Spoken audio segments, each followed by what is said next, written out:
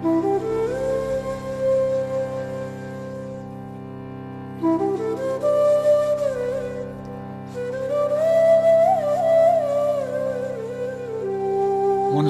વાત છે કે મુનશીરામ ત્યારે હજુ સ્વામી શ્રદ્ધાનંદના નામે પ્રખ્યાત થયા નહોતા.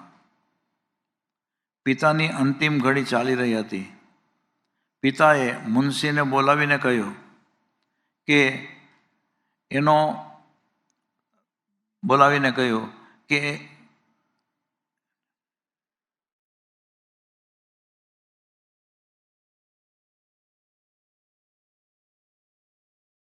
મુનશીને બોલાવીને કીધું હતું, આમાં થોડોક કંઈક કાના માત્રામાં ફરક છે, કે એના પિતાએ એને મકાન લખી આપ્યું હતું.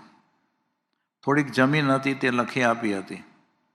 બાકી ઘરમાં રહેલું રોકડ અને ઘરેણું મુનશીરામને આપ્યું હતું. બેટા, બધું બરાબર છે ને? એમ એના પિતા જ પૂછે છે.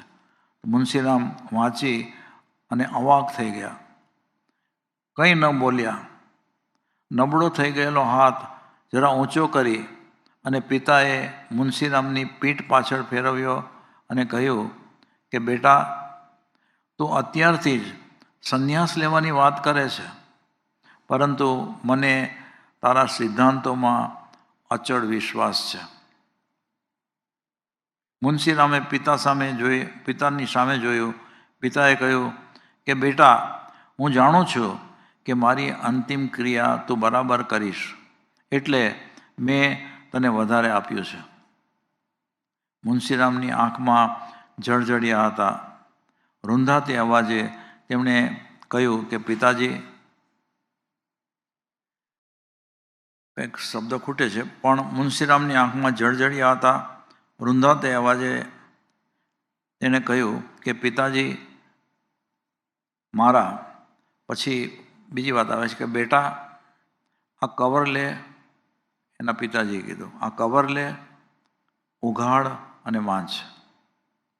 પિતાની સેવા કરતા મુનશીરામે કવર ફોડ્યો અને અંદરથી કાગળ કાઢીને વાંચ્યો. કાગળમાં પિતાનું વસિયતનામું હતું, જેમાં 3 ભાઈના હક સિવાયનો મારે એકે પૈસો ન જોઈએ, અને હું તો સંન્યાસ લેવાનો છું.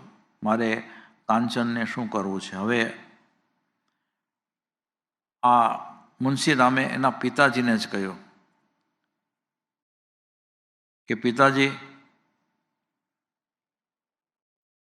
મૂળ તો વચમાં કંઈક શબ્દો ખૂટે છે, પણ મુનશીરામે જ એના પિતાજીને કવર આપ્યો. એના પિતાએ તો એને જે કંઈ પણ વસિયતનામામાં બધી મિલકત આપેલી હતી, તો મુનશીરામે એના પિતાને કવર આપ્યું. અને હું વાંચી જ જાઉં છું, પછી છેલ્લે કદાચ વધારે ખ્યાલ આવશે કે બેટા, આ કવર લે, ઉઘાડ અને વાંચ.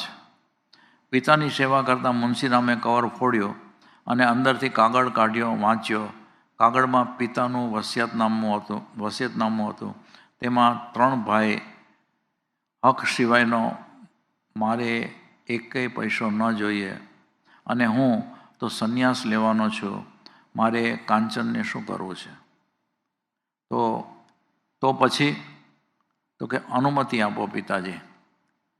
શેની?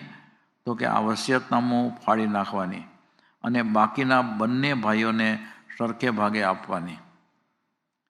પિતા મુનશીરામ સામે જોઈ રહ્યા કે બેટા, તો પછી તને યોગ્ય લાગે તેમ કર. મુનશીરામે મિલકતના 2 સરખા ભાગ કરી બંને ભાઈઓને સરખે ભાગે વહેંચી આપ્યા અને પોતાને માટે કંઈ ન રાખ્યું. પિતાજીના મૃત્યુ બાદ યથાયોગ્ય ક્રિયાકાંડ પતાવી અને એ ચાલી નીકળ્યા અને સ્વામી શ્રદ્ધાનંદ નામ ધારણ કર્યું. સ્વામી શ્રદ્ધાનંદ. તો આ જે વૈરાગ્ય છે એ સાચો વૈરાગ્ય કહેવાય.